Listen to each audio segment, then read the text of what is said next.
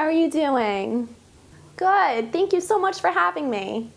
So I have a few questions to ask you.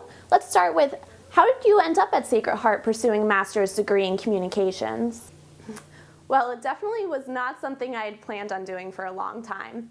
I actually had graduated with a bachelor's degree in accounting, and up until the summer before my senior year, I saw that as being my career.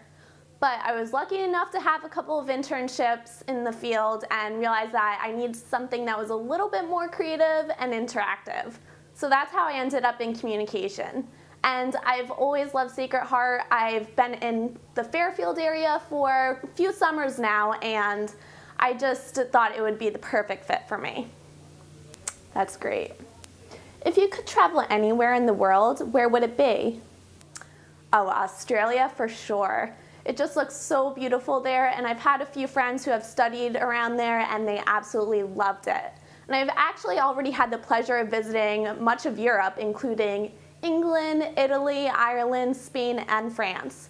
So I want to go somewhere a little bit different, but I've had so many great experiences abroad, so it's definitely something that I want to continue pursuing. That's great. So where exactly do you see yourself in 5 years?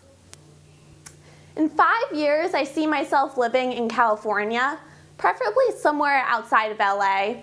I've always wanted to work for NBC as well, but at this point I'm not exactly sure whether I want to go the productions route or the promotions advertising side. So it's something I'm still looking into, but I've always loved the way that NBC does all of their different segments and news and makes it a little bit more on the fun side. So I definitely see myself hopefully working for someone like NBC and definitely out on the West Coast. Well, either or, they sound like great paths. I enjoyed speaking with you today. Thank you so much for having me. It's been a pleasure as always.